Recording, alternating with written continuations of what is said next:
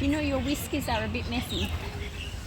Hello readers. Today's story is called My Grandma Lived in Gooligulch. Gooligulch is a made-up town, but it's supposed to be a small Australian town. My Grandma Lived in Gooligulch by the amazing Graeme Base. My grandma lived in Gooligulch, near Bandywallop East, a fair way north of Marrambum, 500 miles at least, a little west of Lawson's Rest and south of Johnson's Gap, but nowhere much near anywhere that shows up on the map. Now Gooligulch has got a pub, a main street with a hall, a petrol pump that doesn't work, and not much else at all. Except for Grandma, dear old Gran, and I say this with pride, for Gran it was that made old Gooly famous far and wide. In Sydney and in Melbourne town, they all knew Grandma's name, and all about the animals that Grandma used to tame. And if a stranger came to town, perhaps just passing through, he'd see my Grandma riding by atop a kangaroo, or sometimes in a two-wheeled gig, a wombat at the bit, and next to Grandma in the back, a bandicoot would sit. The townsfolk thought it very odd, but Grandma took no heed. She said that she enjoyed the view upon her hopping steed. And as for training wombats, well, it took no time at all to teach them how to pull a gig and come and go at call.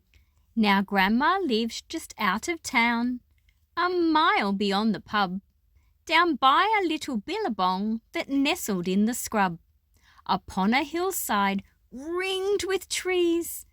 Her rambling mansion stood, a jumbled maze of tin and canvas, bits of string and wood. And from a window out the back, she'd sit and watch galahs fly down beside the pool and drink beneath the evening stars.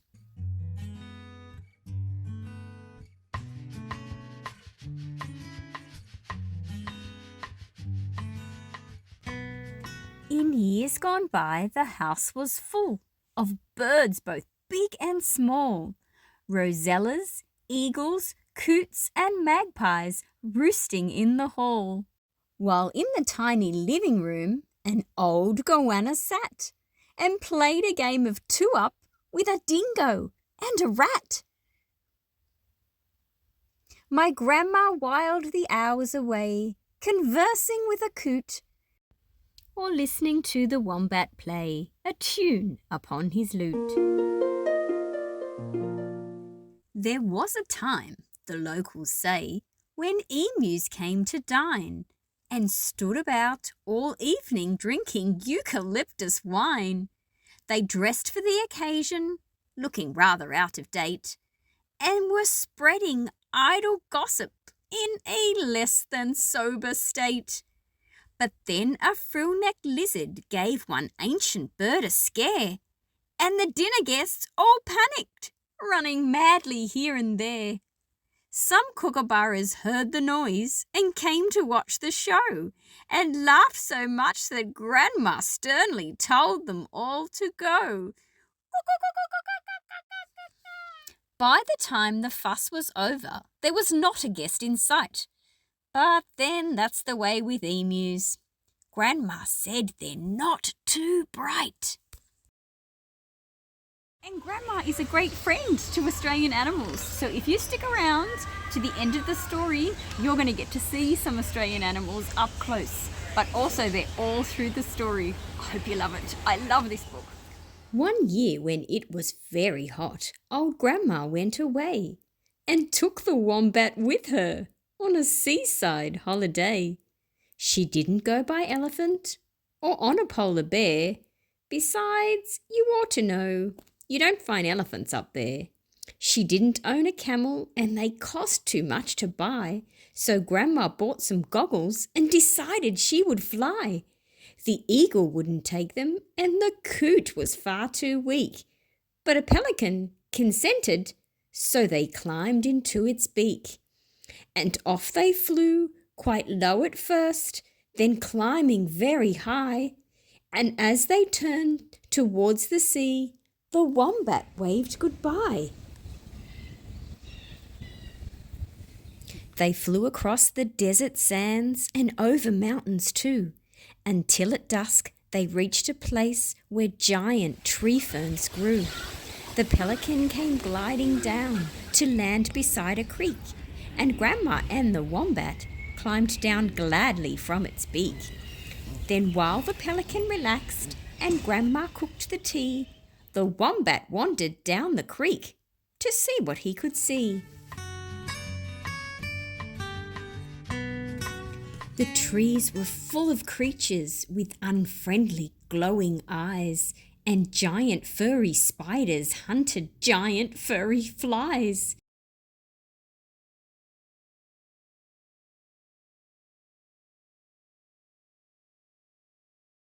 A baby tree snake slithered by and gave him such a start that poor old wombat turned and fled with terror in his heart.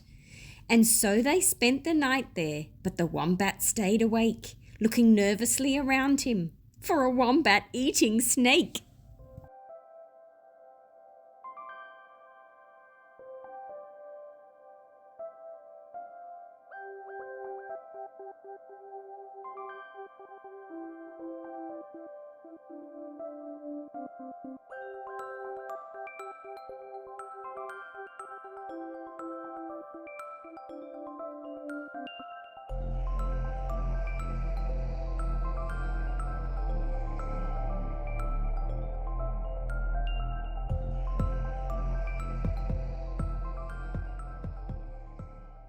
When morning came, they journeyed on and reached the sea at last.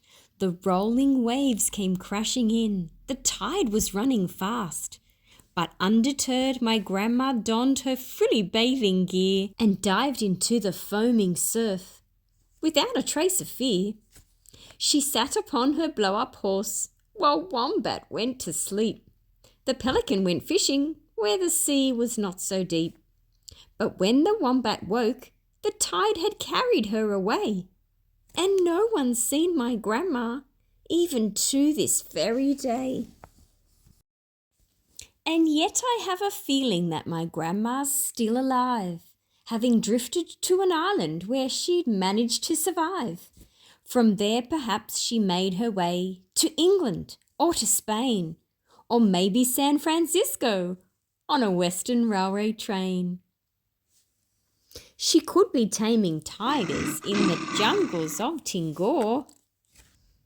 But I think she's back in Gooligulch, just like before. How amazing was that? There's so many picture books about unique grandmas and the amazing things they get up to, but I think this is my favourite because this grandma, who lived in Gooligulch, is a really good friend to some Australian animals. I'm at a place called Featherdale Farm, which is in Sydney, Australia, and you can find so many Australian animals here. And I hope that you stick around and see all the beautiful animals I found for you here, because maybe you don't know many Australian animals, or maybe you haven't actually seen them up close. So I hope you enjoy these gorgeous animals.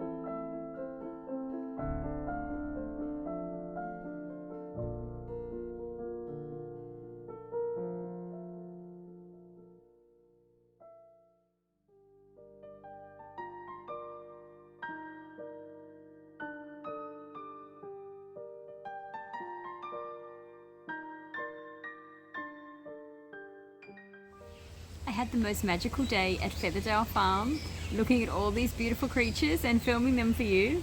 And I hope this really brings our story to life, the fact that you've been able to see all these animals that feature in that story. How amazing. Maybe you can visit Sydney one day and come and see Featherdale Farm as well.